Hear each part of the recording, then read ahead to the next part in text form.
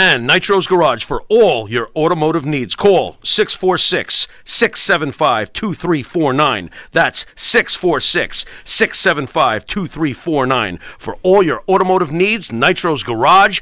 Ask for Jack. Now, I'm feeling uneasy. Get through to you somehow. It's just for a short time. It wasn't my fault. I just couldn't win. The things that I said, they hurt you again. And if you don't let me down easy, always on the run, with the backs up against it all. No need to lose your mind, so just let it pass on. It wasn't my fault, I just couldn't win. The things that I said, they hurt you again. And if you don't let me down easy,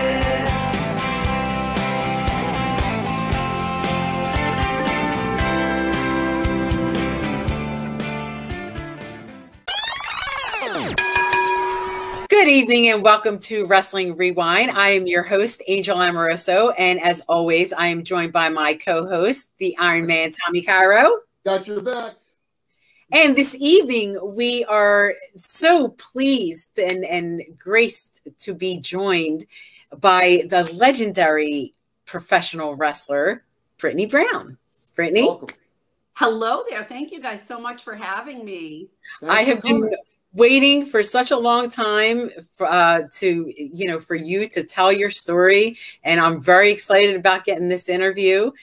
We've wrestled each other in the past, and you know, I'm just like, I really want people to know your history. You're receiving a Lifetime Achievement Award from ISPW and Tommy Fierro. So, you know, you have accomplished a lot in this business, and I think that people should know every little detail of it. And I know that I need to be brushed up on it. So please, from your very beginnings, how did you get interested in professional wrestling? Who were your trainers? What was your first match? Who were your favorite opponents? Like, you know, who did you work for? What championships did you hold? Like, I need to know everything. So.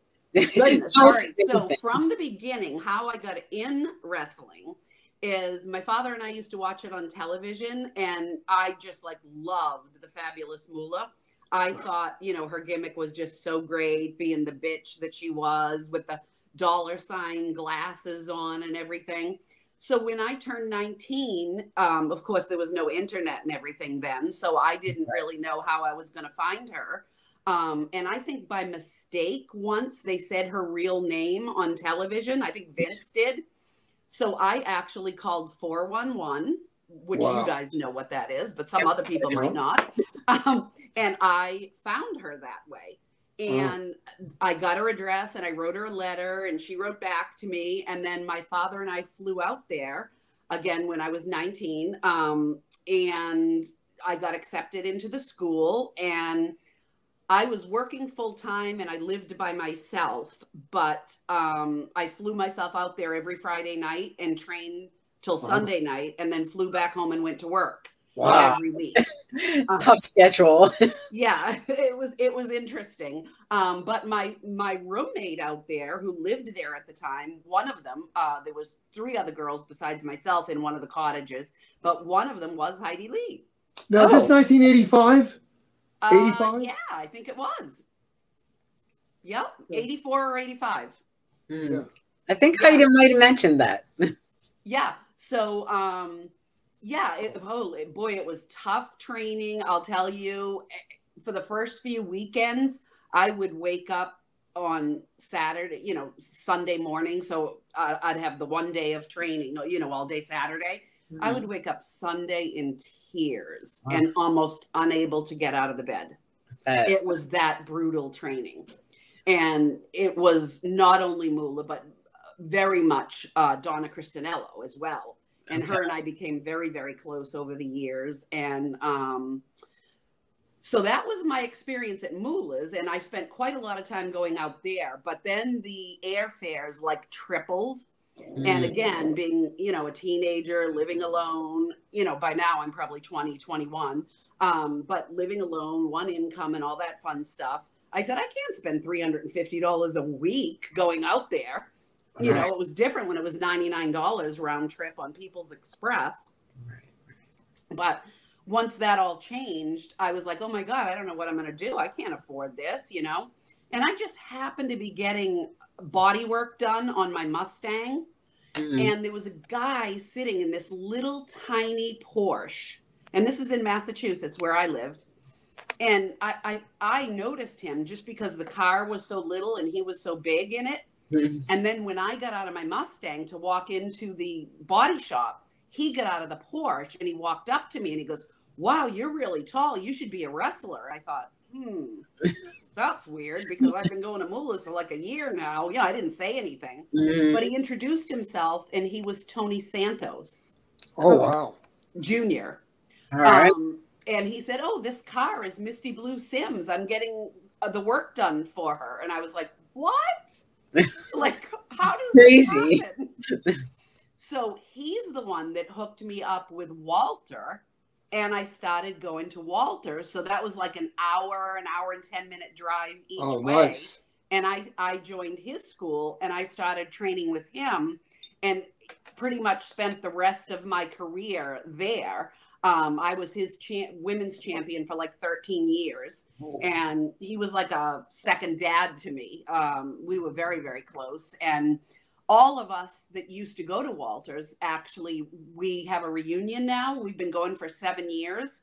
Wasn't my idea. I wish I thought of it, but somebody else thought of it. And I helped put it together every year. And we all get together and we're like a big, happy family now and tell Walter stories. And the guys do his impressions and all that kind of stuff. But we're all very, very close. Did you have Brian Walsh there? Brian Walsh has come. Yeah.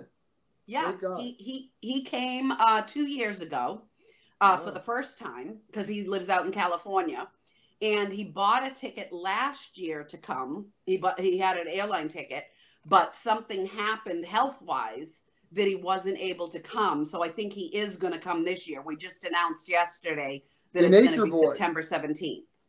The Nature Boy. I would like you to put me in touch with him if you could. Brian? Yeah, I'll give you my number afterward. Oh, definitely.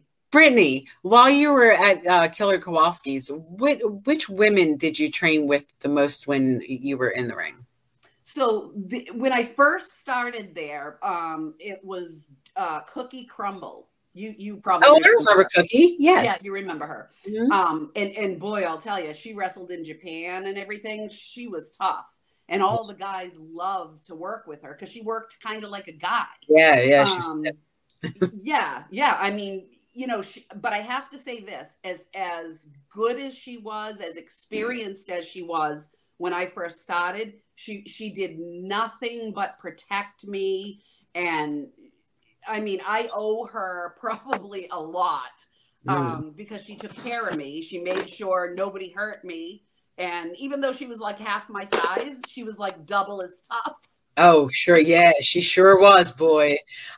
She laid a few on me. I recall in that one show we were all on the Battle Royal, boy. I was like, woo, she's powerful, boy. Yep. But I'll tell you, she never hurt me. She took care of me. She made sure I was safe. And so she was the first person that was there. Now I came in just after Misty and Kat and Linda and all of them left. So basically the only one left was Cookie. And then Jamie West, I worked with her a lot. And then, you know, after that, I used to bring in people. I used to bring in like Babyface Nelly. We brought in Heidi Lee a couple times, you know, and then I worked with Rosebud, also known as Shelly Francis in LPWA. And I worked a lot with her. She was one of Walter's girls. She was great and did really well in LPWA. We had a ball there. We had so much fun. But that's kind of how it all started and what I did. Wow. Was Perry Saturn there when you were there? Yep. I actually am the first person that locked up with him. Really?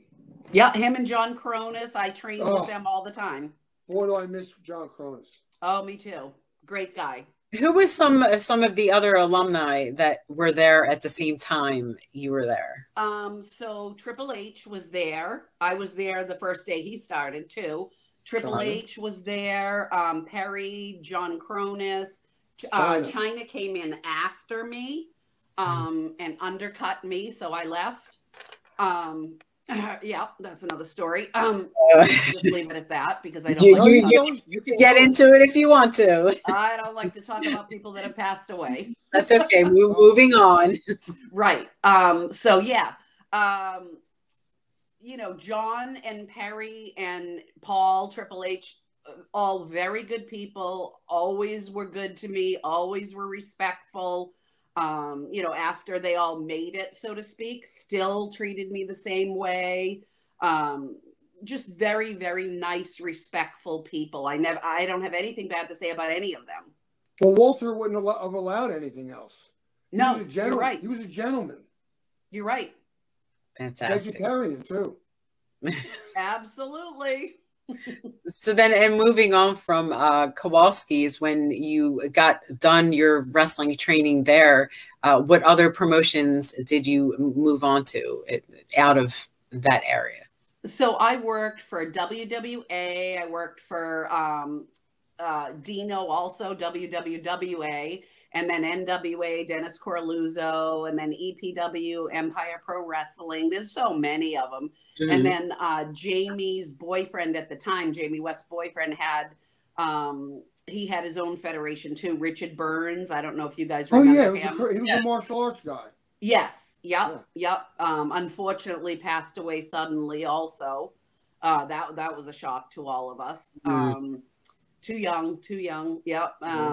And you know, I just work. I feel like I work for everybody, probably just like you did, Angel. Yeah, I recall you having like some great matches, like with Dino and with Dennis. Even on the Eddie Gilbert Memorial, you had a great match with Brandy Alexander. It was probably one of the best women's matches that I had seen in a long time. And even Jim Cornette had commented on it. It was just a fantastic match. And I wonder through that time, you know, who did you feel more comfortable with as you know, someone that you might have been married to at the time, working with? Like, who was with some of your favorite opponents that you had? Brandy really was one of the best. Brandy and Rosebud, who is Dawn. I loved working with both of them. I loved working with Gene Kirkland. I loved working with Heidi. I loved when I worked with you. Cookie was always fun. The most recently late Candy Divine was wonderful. Yeah, poor kid. Yeah, talk about a shocker, right? Right. She was great. I was in, you know, I was her tag team partner a couple of times in LPWA, a couple of times for Moolah's LIWA, and then I worked against her at a bunch of different places too. So, you know, she was always fun. I worked against Wendy Richter, Judy Martin, Leilani Kai, just I feel like everybody, you know. Let me stop you right there because we have that in common. Wendy Richter, we both work for NWF, Mike Dano with Wendy. And how'd you feel about working with Wendy? Because I know a few things that were, you know, said about you and her and working together. So I'm just interested in how you felt about working with Wendy. Well, she was very stiff. Big too, right? Very, very stiff. Yeah. And after quite a few injuries in one match, I had to take a shower and get right back on the road to go from Falmouth, Mass to Pittsburgh to another show. And I think I had like a crushed esophagus, a broken toe, a broken finger. Oh yeah. Yep. And my manager at the time, she busted his head open and he had to go to the hospital and get like 35 stitches. Wow. Yeah, so some people have great experiences with her and other people do not. I know personally she after I told her I had food poisoning, unfortunately, that I got from a night before. We were on a tour in Canada, and she stomped my stomach. Oh, nice. Threw up all over the ring. So Wendy, you know, great for, but I did learn a lot from her. So, you know, I take nothing away from her, but you know, there's a lot of stories going on around about Wendy. And I don't think she liked that you were, you know, measuring up to her in size. She gave the potatoes to the wrong people because she got beat up by Moolah and was mad. I know. Right, right. Well, there was also a problem too, and I didn't know this until I got there. I was a little pissed off, I guess. Mm-hmm. I found out that Walter contacted the promoter and told the promoter, who was Jules Strongbow. Oh, I know Jules. That because I was Walter's champion, I couldn't do a job. And that didn't sit too well with her. And in reality, I don't really blame her. Well, yeah. Why would anyone do that? Yeah, I was a little surprised that he did that. I also get where he's coming from too, because he did have shows 2 to 4 times a month, every month, 4 years, and I was his champion. But let's be serious, we weren't on television. Okay, right. So for me to go do a job somewhere else, it shouldn't have mattered, but it did, and I think that's why she treated me the way she treated me. And unfortunately, my manager as well. I felt really bad about that. I mean, he just wanted, he managed me a lot. He was just a guy from Walters. We became good friends. Mm-hmm. You know, he loved what he did, managing. He was really good at it. And he was dying to come with me against Wendy. He thought that was so cool. And look what happened to the poor guy. Well, who was going to book that finish? Who's responsible for booking the finish? Jules. Okay, so my question would be then, did she have a problem putting you over, or she had a problem with someone calling and telling? She would not put me over. Well, so what they did is she pinned my manager, which is the stupidest thing. Yeah, right? Exactly. Wow. That's what I said too. I said, okay. And so, yeah, she won the match and they raised her hand, but she pinned my manager. No rub for you. Okay, so yeah, I know that there was some Wendy stories, so I kind of wanted to get that one out a little bit, and so moving on to LPWA in those years. What years was that again, Brittany? So that was 1990. I only went there once. I think I had 6 matches. I enjoyed every one of them. I was told they wanted me to come back, and they wanted to, because I think of my size, you know, being 6 feet tall, they wanted to put me against Sue Sexton, who was the champion at that time. And they wanted us to have a little run. But they were not happy with my attire. You could have changed your attire. What nonsense excuses these people have. But it's good that you mentioned that, because I actually wanted to ask you the many changes that you went through in your career with different attire, and you know, from flipping from, you know, being a baby face to a heel and back and forth. Which did you prefer? Well, I think I only baby faced twice in 30 years. Oh, wow. So I was definitely a better heel. I enjoyed being a heel. It was more natural for me, which is probably not a great thing to say about myself, but I think I did a better job. And Kowalski actually agreed. The one time he asked me to face against Cookie because, you know, of her look, I don't think she could ever be a face. Right. It didn't work well. The crowd didn't buy it. We didn't feel comfortable. But as for my attire, I always, as you probably know, Angel, I always wore a full body unitard. Yes. And I usually either drew them out myself or took recommendations from Adrian and Linder, and they made some. Always awesome stuff. Always. Awesome stuff. Yeah. But what the problem with my gear is that they didn't want it to have legs. They wanted me to be in, you know, like a bathing suit type of thing, like the old fashioned stuff. And I said, no, this is what I wear. And so then they told me, and this was a good one. They said, well, the only reason we want you to switch up your gear is because, you know, a few girls said they slid off of you, you know, the shiny tights when they did a monkey flip.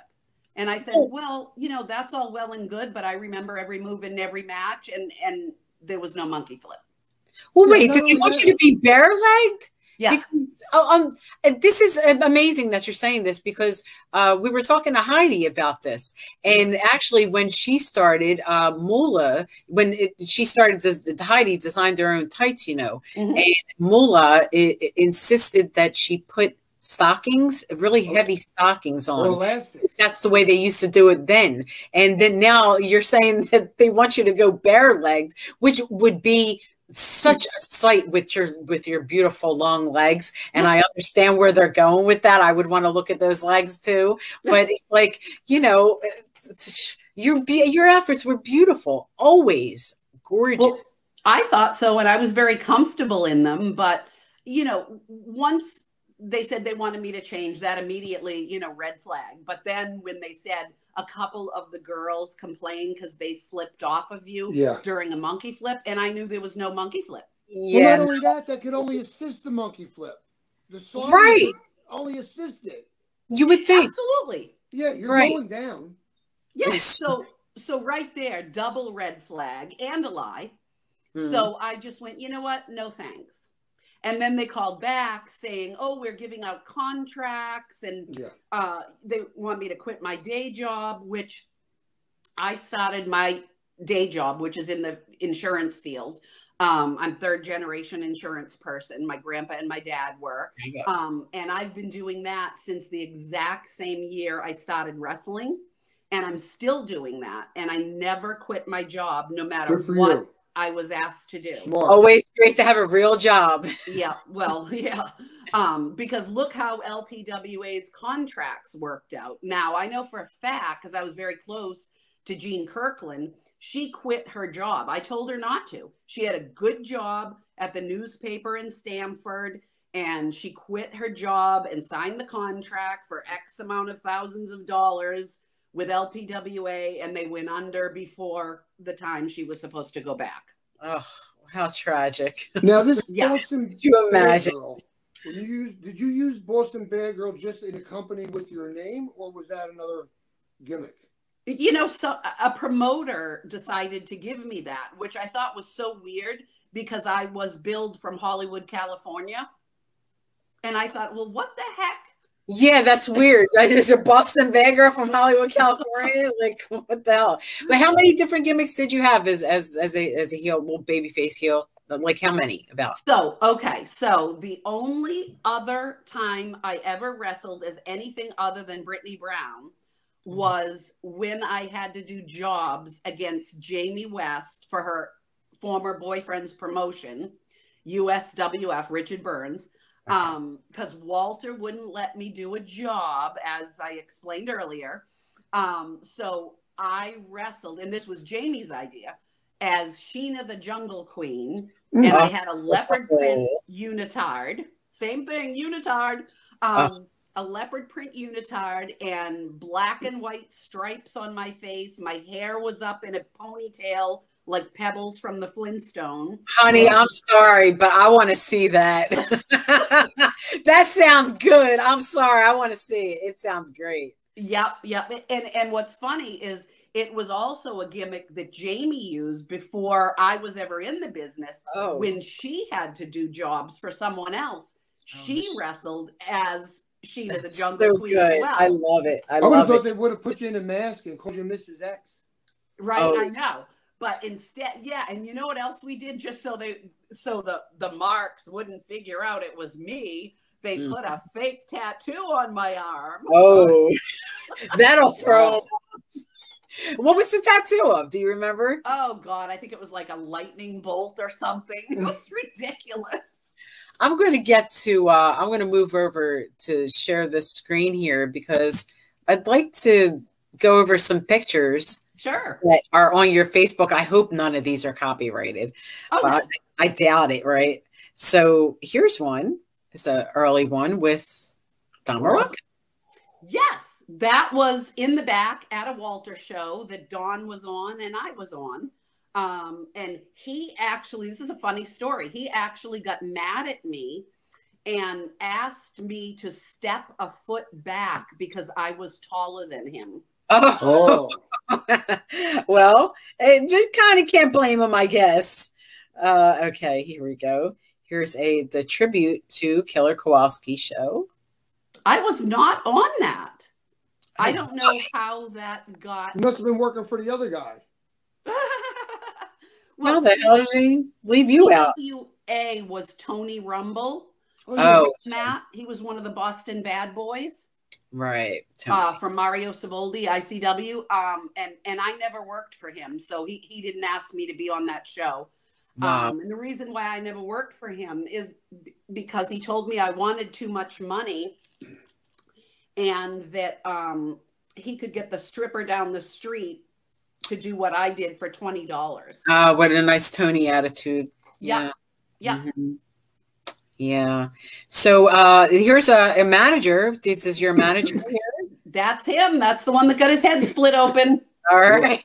Wow. Welcome to pro wrestling. Right. Yes. Yep. So that's Vic Vicious, and he was my manager for many, many years. And yeah, he's the one that got the 30-something stitches from courtesy of Wendy. There he is. Oh, that's Vic.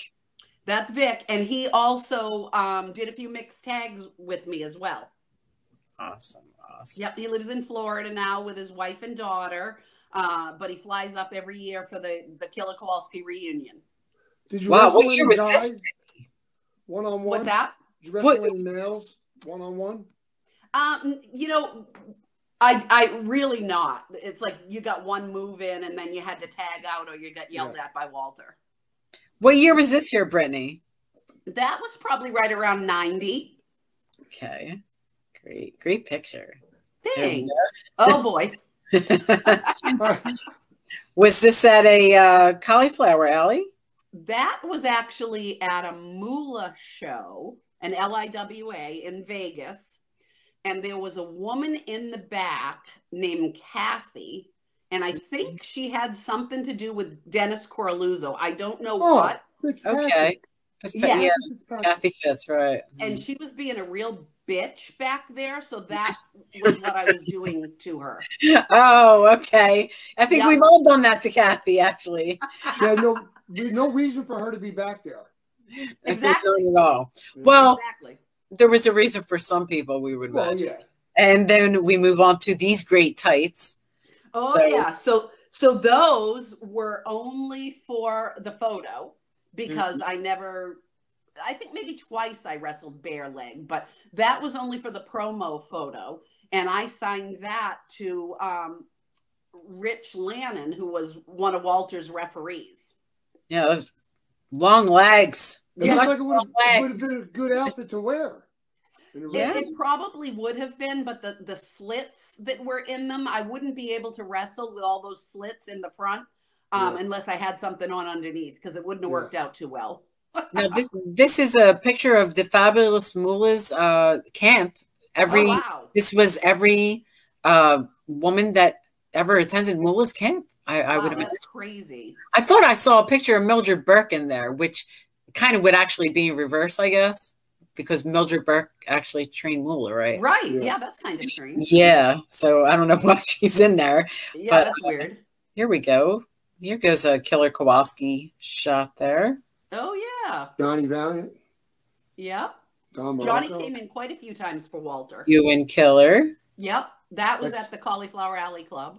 Beautiful. Did you ever see the wig versus wig match, Bruno Sammartino against Killer Kowalski? Oh, my God, no. They're both trying I to did hold not, their but I wigs heard up. about it. Oh, my God. Unbelievable. Yep. Oh, there goes the champion. Yep. That was at a New England Wrestling Federation show in Vermont. That was Cliff Bartz. I don't know if any of you guys remember him. He ran some great shows out of Vermont and New Hampshire back in the early and mid 90s. Yeah. That was in Burlington, was it? Yep. Yeah. That's that building where everybody stands in front of that wall with the bricks. Yep. I have a picture of me in front of that. Yeah. Yep. So Cliff is actually back. He was gone for almost 20 years, but he's actually back and he's starting his promotion this coming summer back up. Wow, that little building was great. It was like circular, like a little arena. Really cool. It was great. It was great. But you know, I just talked to him yesterday and I never knew this, but the rent was outrageous. Yeah. It was outrageous for that building. And I told him, I said, hey, look, I promoted for 8 years and there is no way I would have ever paid that kind of rent for a building. Yeah. Just never. Do you remember how much it was? He said it was $2,500. Way back then? Oh, Wow. That's stiff. I mean, like, granted, you sold out every time, but I wouldn't even pay half of that for that. Does it seat over 1,000? Oh, yeah. Yep. And the way he said it to me was, so it was $2 a person, Brittany, who cares? And I just said, whatever, but I would never have done it. That's good until you don't get a good house. You get bad weather, it snows, boom. No kidding. Yeah. It's okay. We just had a killer Kowalski's belt. That's Kowalski's belt, right? That one is actually an EPW belt. Kowalski's belt was black. Okay. And you know what? You've been a promoter, so you know what the clock. You're looking at the clock and you're watching people coming in. You're like, oh my God. I know.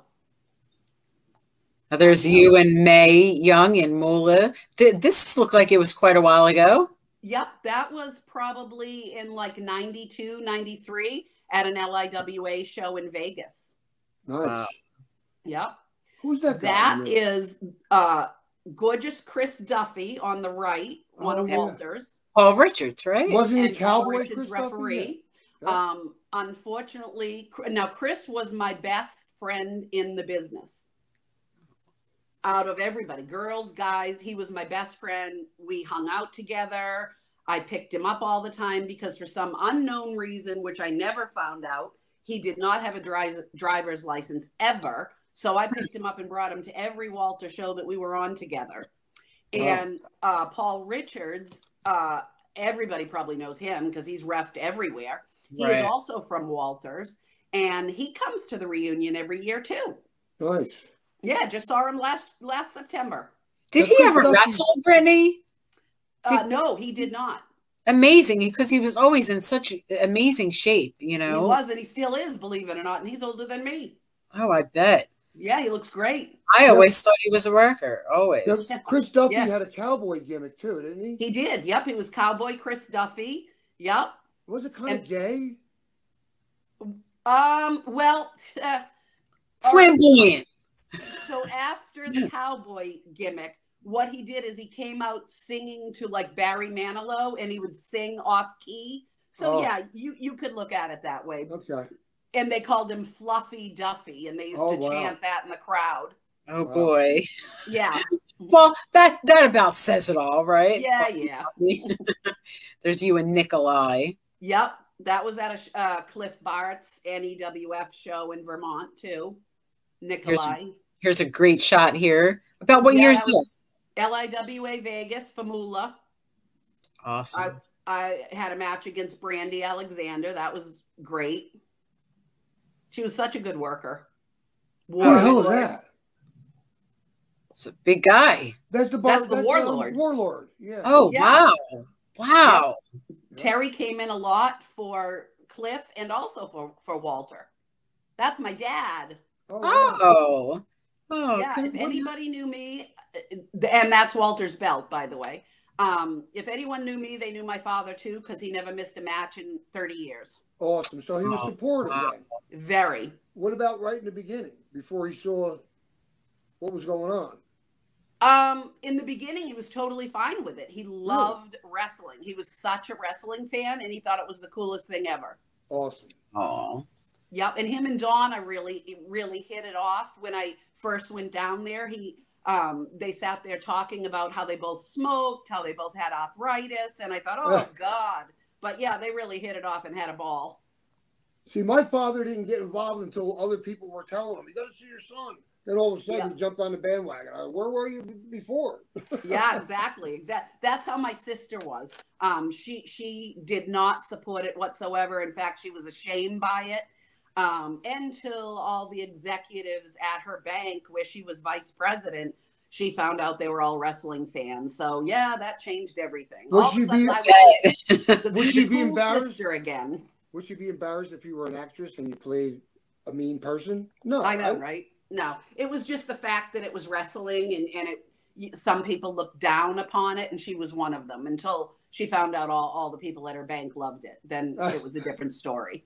Oh, my sister, she's a wrestler. Exactly. Yeah. So Yep. this is another year, I would guess, of Cauliflower Alley. Now I recognize Mae Young and Moolah, but who's that behind you? Okay, so what that is, that's an LIWA event. Mm-hmm. May and Moolah, a different year, and that girl is Angie Janae, and she was one of the nicest people I ever met. I stayed in touch with her for years, and then I lost contact with her, but she is the one that had her nose broken by a very inexperienced Joni Lauer. Wow. At that show. Wow. She looks like what's her name? Miss Elizabeth. I was going to say that. She really does. Facially, yeah. Yep. Oh, there's a Brittany with the fringes. Yeah, there's a Brittany with the fringes, and that is the least favorite photo of me that I've ever seen because it makes me look like I have huge hips, and that's from a magazine. And I was like, thank you very much. Did you have to make that out? It's just the magazine right here. Yep, that's the magazine. Every time I see that photo, I go, who did this to me? It's the worst angle ever. Oh, shoot.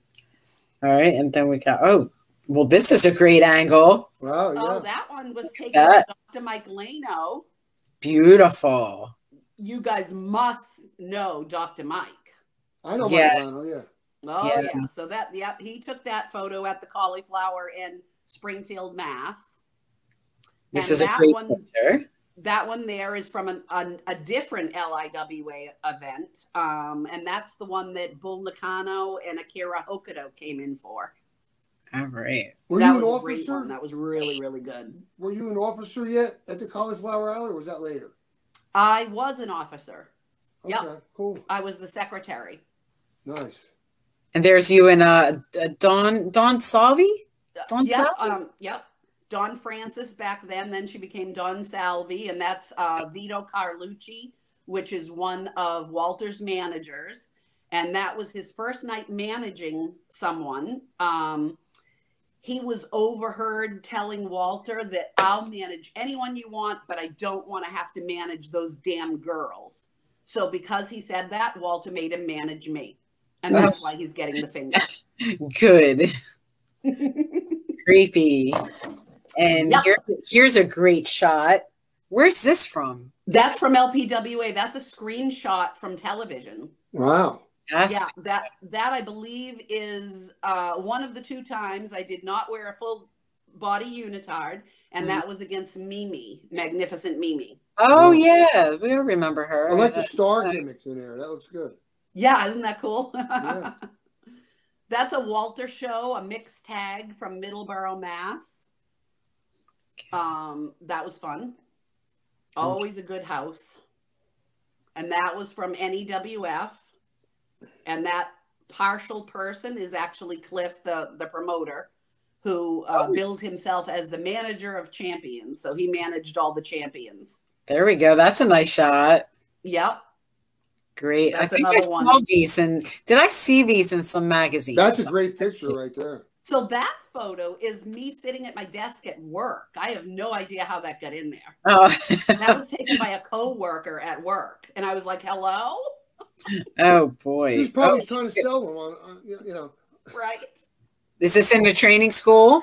That was actually before a match. We were doing some still photos for a guy that asked if we would do a photo shoot for him. So we got there an hour early. That was for Empire Pro Wrestling. And that's Ramblin' Rose, who is another Kowalski student. Okay. Yep, she was great. And there's Are these tag team belts or separate belts? No, those are separate. And that was in Canada, actually. Peterborough, Ontario, Canada. Now, who's the girl with you? What's that? Who's the girl with you? Brandy Alexander. Oh, okay. Yeah, she was really good. She was, yeah, she was excellent. Great girl. And that's let's see. There we go. Gorgeous Chris. Beautiful picture. Yep. Very nice. And there's you and the killer. Yep. And now I go back to that picture because I like it. Beautiful. Oh, And Nicole Bass. Yep. Nicole Bass. What a shame. Oh, I know. So that was actually for my federation, which was WWA, World Wrestling Alliance. 1999. And we brought in Mark Henry and her that night. And she was great. Wow. I worked with her. She was wonderful. So you opened that up in 1999, right? Yeah, 99. Yep. All right. So at that point, you're still actively wrestling, right? Yes. Okay. Now your roster, is this your roster here from Nevada? I see, let's see, Joni Lauer and Mae Young and Mulek. Yeah, and there's Bull Nakano and Akira. Yes. Oh, Andy. Great stuff. Yep. So how many shows? Liz Chase next to me. How many shows did you run out of that? I only ran, that was their show, LIWA, but they asked me to book that particular show.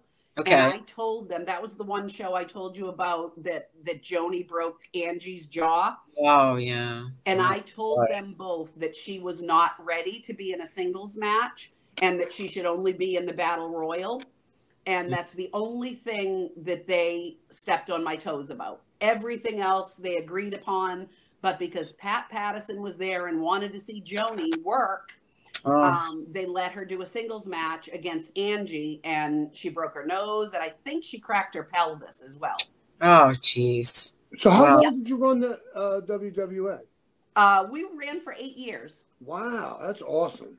Good for you. It was great. Whole different animal, isn't it?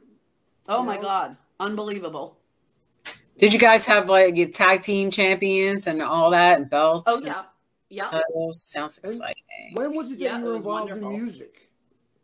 Oh, that's cute. When was it that you were involved in music, Brittany?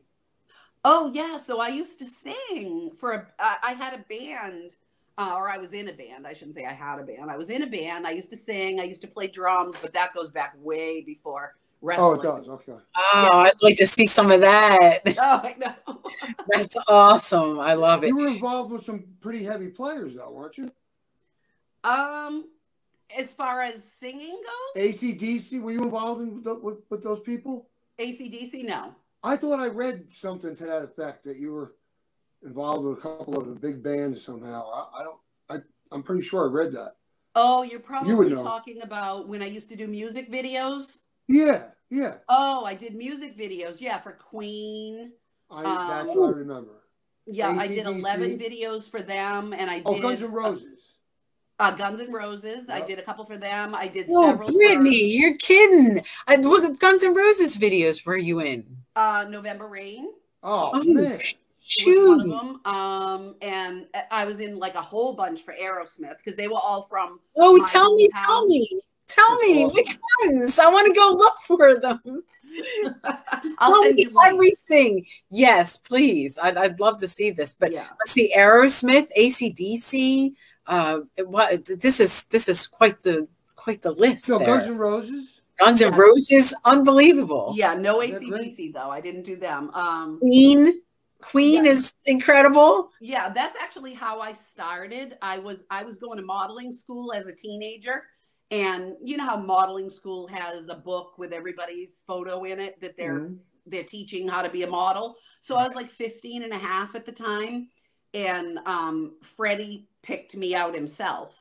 Wow. So he flew me from Boston to England. And my father went with me the first time. And then after that, his sister became my guardian on paper. Because my father couldn't leave his business every time that I went to do a video to go to, overseas. So she became my guardian and she had to fly here and then fly back with me until I was 18. Wow. And I worked with them until he passed away. And it shares a lot of similarities with wrestling. Yeah. It's entertainment, you're on the road. Yep. That's quite incredible. That's I had very no important. idea that you had a background in modeling to such an extent to be in videos. I mean, have you done films or been involved in any other sports like other than wrestling or? Nope. Nope. I mean, the only other thing I ever did was I was a professional bowler. Wow. And that was before. That's a sport. Yeah, but that's a little different story. So my uncle was the United States candlepin champion in like the 50s before I was even born. And he owned a bowling alley. So like as soon as I could walk, I learned how to bowl. Wow. So from 2 years old on, I bowled. And I was in every single league there was. I used to get off the school bus at the bowling alley and, you know, bowl all the time. Like there was no way that I couldn't be good because I bowled every day. And I was in every league. I was in the girls' league, the teenage league, the women's league, then the couples league with, you know, my ex-boyfriend and, you know, just all of that. And so at the beginning of my wrestling, I was doing bowling tournaments at the same time. And one had to go. One had to go because I was rushing back like during the night to get back on, say, a Sunday morning from Pennsylvania or New Jersey to do a bowling tournament. And I was so exhausted, I wouldn't do good. And I was like, this has got it. I can't do both. Oh. You Did know, you so I compete let with the that. men on the What's same that? day? Did the men compete the same time that you competed? Oh, yeah. Well, Yeah. you know what, Federici? My cousin was a professional bowler. No. I think, I don't remember, Armand maybe? Yeah. No. I don't know See, what year it was. what's different about Massachusetts is all they have is candlepin. And most other states don't have that. What is that? It's 10 pins. You get 3 small balls, and they look like little candlesticks. Oh, so they're smaller. Wow. Right. Harder to knock down, I would imagine. Wow. Yeah, yeah. It's very different. Like I moved to Rhode Island 25 years ago, and I went bowling, and there was no such thing as candlepin. There still isn't. Wow. It's like, I swear, it's only in Massachusetts. Well, you should be better at the regular bowling if everything's bigger. You know, I went and it was the bigger balls with the holes in it. And I said, I have never done this in my life. I said, I don't believe this. And I went with a friend that I met in Rhode Island when I first moved there. And I got a perfect score and she was pissed. She goes, I thought you didn't do this. I thought you told me you never did this before. Good, there was no bets going, right? Right. A lot more surface to hit, you know? Oh, yeah. So whenabouts was, when did you wind down? Like whenabouts was your last match and who did you work for and who did you work with? So my last match was about 8 years ago. Mm-hmm. And what happened is my dad passed away suddenly 10 years ago. And I honestly didn't know if I could go to a show without him because I never did. And when I went, it did not go well. Yeah, it did not go well. So I decided I didn't want to do this anymore. So I worked for MLW in Tennessee. They brought me out 2 years in a row, and it was after he passed away. One was before he passed away. The second one was after he passed away, and it just did not work. I was like, I don't want to do this. And then I worked a live event here in Massachusetts, and same thing happened. I was like, I don't want to do this. Well, when did you have the NWA title? Was that mid-90s? Oh, yeah, that was in the mid-90s. Yeah. So we had to be on some cards together. Because I worked for Dennis for quite, Absolutely. Yeah. So, yeah. Definitely. So winding around to the end of your career, did you by any chance run into any girls that you maybe saw something in that you were like, well, this might be the next girl who's coming up? Well, so we had a camp, a Tom Pritchett training camp. Mm-hmm. We used to have, I don't know, maybe once or twice a year before our live events when I was co-promoting. Mm-hmm. And I'll tell you who came to those camps and got seen at those camps. One of them was ODB. One was Ken Anderson. One was Kenny Doan. Kenny Doan, I know that name. Yeah, he was one of the Spirit Squad. Oh, okay. Blonde. And then the other one was Sean Divery and Ken Anderson. Success. So those people were all, they had never been heard of before. And then they came to the camp and they got noticed and they all deserved it. I'll tell you, they were great.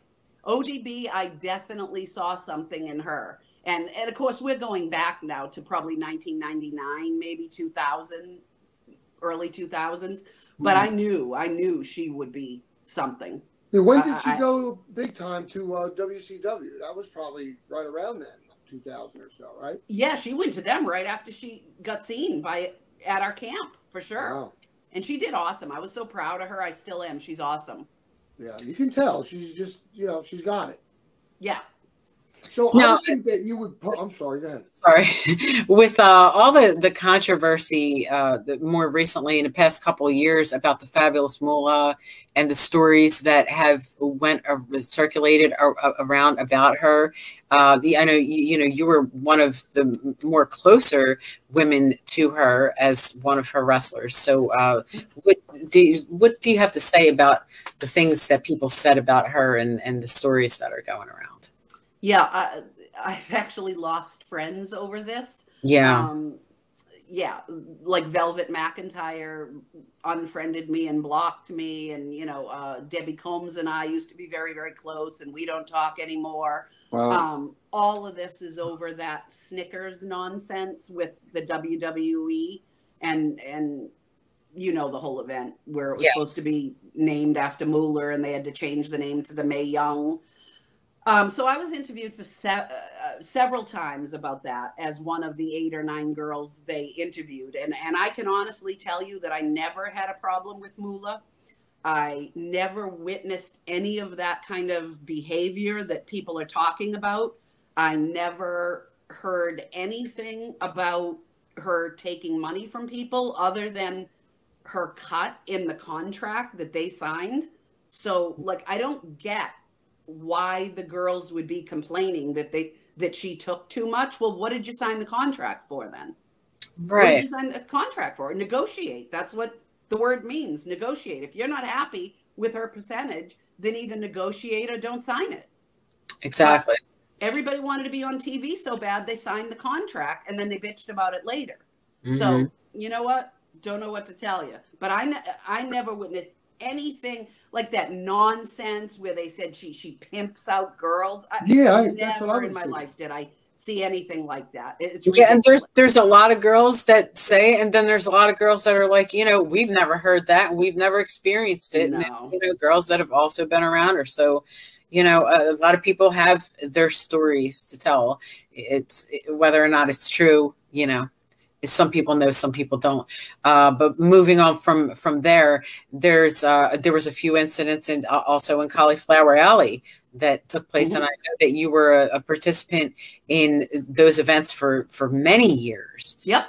So and then all of a sudden, no. So do you want to speak on that a little bit, or? Sure. Yeah. So when Brian Blair became the president. To me, that's just ridiculous. I mean, I was there when Lou Thez and Nick Bockwinkel and, come on. Be Incredible Blair. people were there. Right. Little ridiculous to me. And the way, he allowed at a cauliflower event, he allowed girls to sit up on a stage and discuss the Moolah incident. Oh, my God. Are you kidding me? That was one of the events, quote unquote, at the Cauliflower Alley Club to sit there and bash Moolah. That's not the normal, event scheduling, is it? It's bash hour all of a sudden? Yep. So I have absolutely nothing to do with the Cauliflower Alley Club. Never will again, as long as he's involved. But I don't think there'll ever be a prestigious organization again, because I think he has successfully ruined the credibility of it. What a shame. Yeah, because it was really good. I mean, back when I got my award, I was like, wow, this is like the biggest honor ever. I got an award the same night as Gorilla Monsoon and Pedro Morales. Like, why am I up on this stage with them? Seriously, I was so honored. But now, if anyone, if I didn't already have one and they came to me now, I would just hang the phone up. Was that the one in New York or no? Springfield, Mass. Oh, okay. Yeah. That was the one in '95 that George Napolitano, I think, brought to. Oh, right. I was first time on the East Coast, I think. Actually, Springfield was the first one on the East Coast, Springfield, Mass, and then afterwards they did the one in New York, which I went to with May, Moolah, Katie. Yeah, I was there. I must have I sat at Moolah's table. I did too. All right, didn't she have a daughter or some young girl there, or was that you? There was probably Brittany, some young, sexy chick sitting there. You didn't even recognize. I was with May Mueller and Katie and Brandy Alexander, and I think what was his name? There were brothers that sat with us. Dawn, Workers, somebody. Harris, Ronna John Harris. I think it was Mark. Oh, Lewin. Batten. Oh, they weren't Mark Lewin. Mark who? Mark Lewin. Mark Lewin, yeah. Don Curtis. Oh no, Mark Lewin, and yeah, he had a brother, didn't he? Yeah, I think it was Dawn and Mark Lewin. Yes, you're right. Yep. And they sat at our table, and this was the event. Tell me if this was the same event. It was the night that Afa and Sika got an award. I think so. And do you remember Pat Patterson going up to the microphone and it fell down? And he goes, "Whoa, get up there, boy." Oh God, no. Yeah.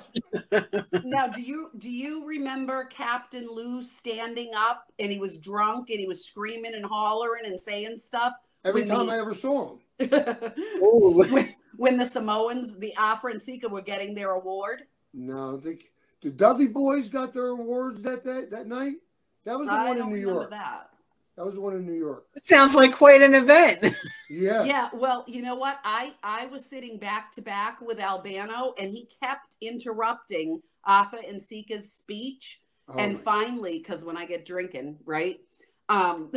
Finally, I stood up, and this room was packed. There was 300 people there. I stood up and just said, "Will you shut the F up?" Oh, good. Nice. And the look on his face was absolutely, he was in shock.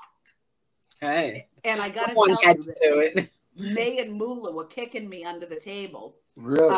I don't know whether they were kicking me laughing or kicking me in disapproval. I don't know.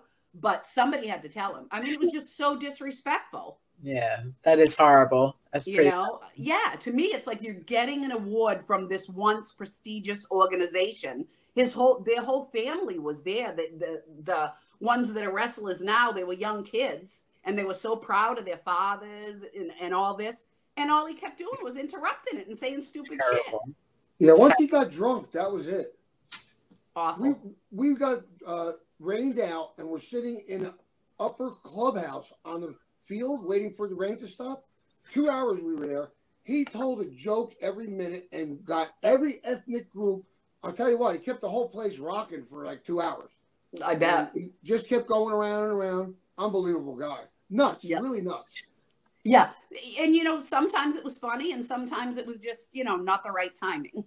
Yeah. It's not funny when you cut your head on the way to the ring and you haven't even got hit yet. And the curl that was on your forehead is now on your chest. You cut right through it. Oh goodness. Crazy. That doesn't sound cute at all. Wait until I send you into the pole, maybe. Did you trip on the way into the ring and hit your head on the pole? How are you bleeding already? Right. Boy. So, in close, just a question about current events. What is your opinion on the current state of professional wrestling, and particularly women in professional wrestling?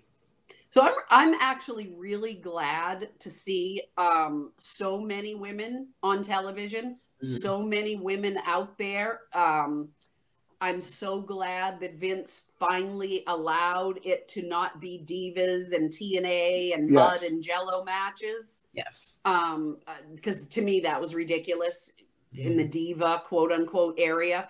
Now there's people like Charlotte Flair and all of them that are legit. You know, it's not just TNA, because that's the stuff I couldn't stand. Yeah. And I'm really happy to see AEW, the women there.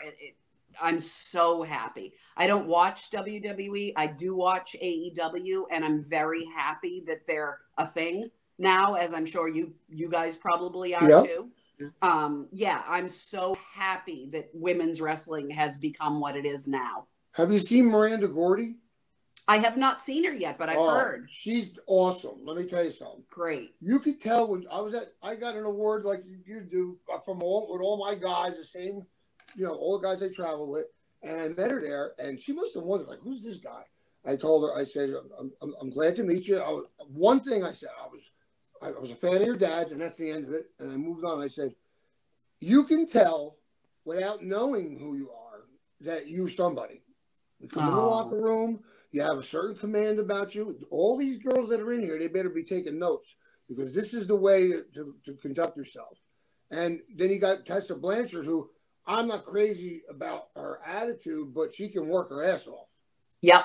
So you can't take that away from her. I totally agree. Yeah, I'm very interested in seeing Miranda. I haven't seen her work yet, but I've heard really good things about her. And I've seen and heard exactly the same as you on Tessa.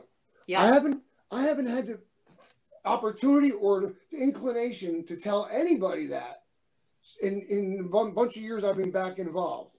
Very rare. You know, like Bull James. You know him? Yep. Well, he trained at my school, and I didn't even know it when I saw him.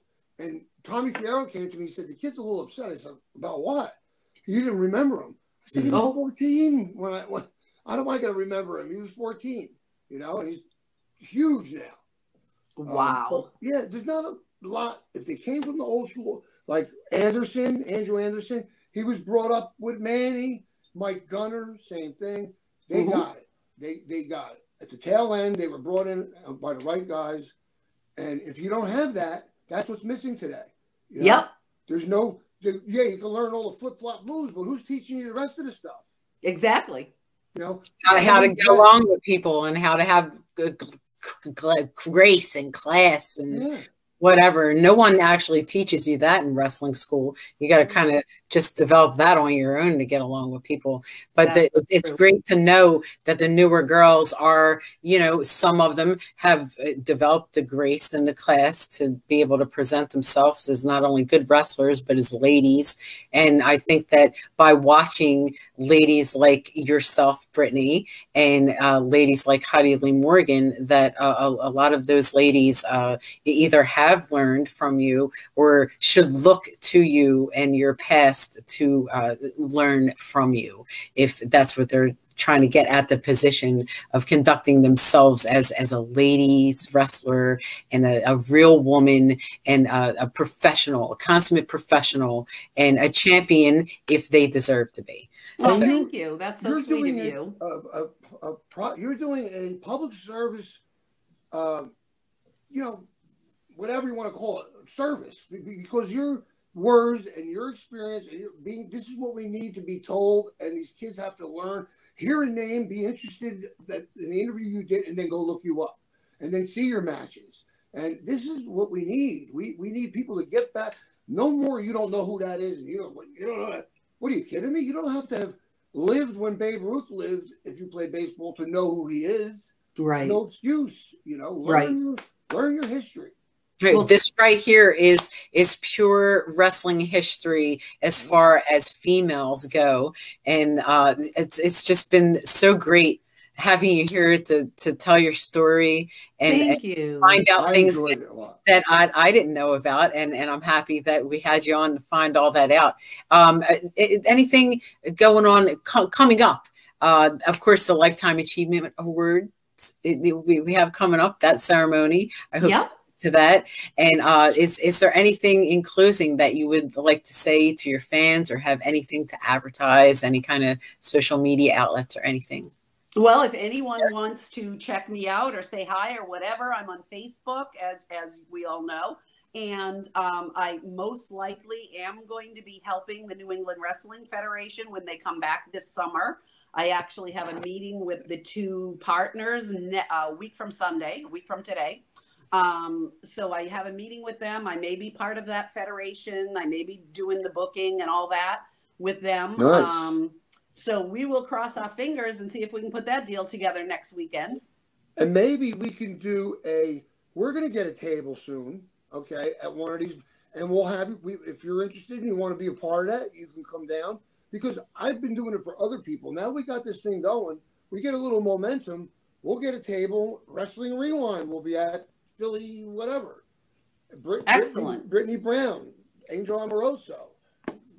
And also, we have a segment show coming up called Wrestling Roundtable, of which I would absolutely love to get you and maybe Heidi Lee on, and we could all just sit around and talk about, you know, dirt and promoters and works for me.